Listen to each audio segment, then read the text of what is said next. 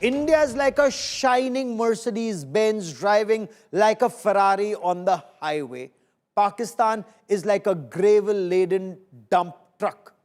Not my words. These are the words of Pakistan's army chief. Now, even failed Marshal Asim Munir thinks India is like a shining new Mercedes-Benz. India is driving like a Ferrari. And Pakistan is like a dump truck. Absolutely factual here. He was speaking to the Pakistani diaspora on his second visit to the US in as many months. But this is where he threatened to take half the world down using Pakistan's nukes in case Pakistan faced an existential threat. And he's hurting. He's really hurting from within because of what Indian Armed Forces did during Operation Sindoor. And Air Chief Marshal A.P. Singh, recently, he rubbed salt over Pakistan wounds, very clearly gave details about how the BrahMos supersonic cruise missiles went and slammed into terror bases like Murid and Bahawalpur. How Indian Air Force, the S-400 system was used to take down 5 fighter jets and 1 large aircraft. Remember, S-400 is a defensive system, but used here in an offensive mode. This is how the Indian mind thinks. The Pakistanis can't ever match up.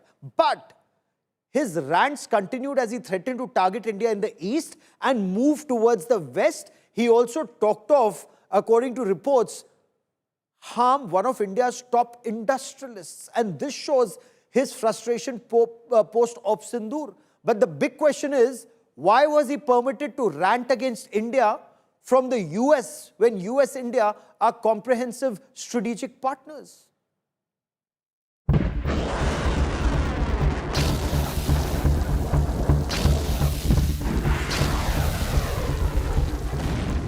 Pakistan still reeling under Operation Sindoor blow.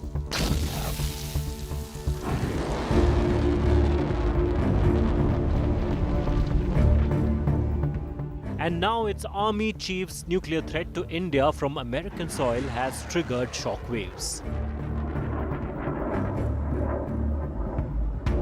Field Marshal Asim Munir did not just target India, he threatened the world, saying if Pakistan faced an existential threat from India, it will take half the world down with it, using nukes.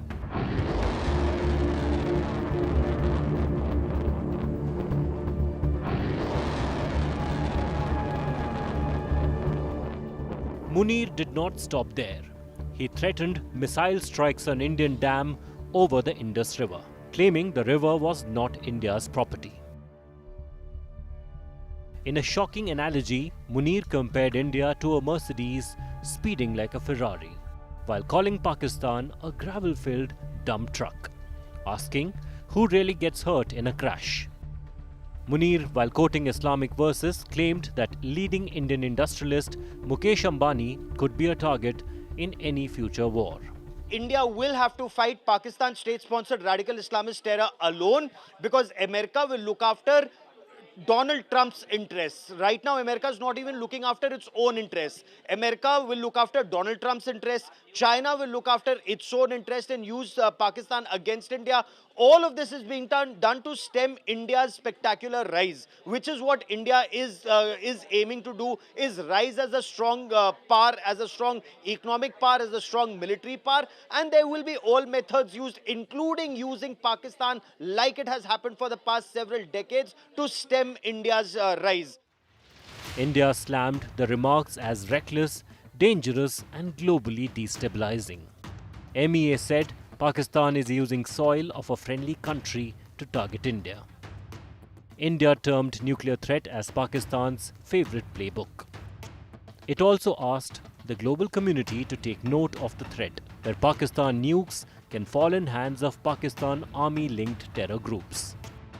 India made it clear that it will not give in to nuclear blackmail and take all steps to safeguard national security. And now the critical question, will the United States act against a nuclear threat issued from its own soil, especially when US President Donald Trump has been vocal in stopping nuclear escalation? As the Pakistan mask slips again, world is witnessing a rogue military in control, a democracy in name, and nuclear weapons in dangerous hands. Pakistan's threats are no longer regional, they are global. The question is, who will act before it's too late? With Gaurav Sawant, Bureau Report, India Today.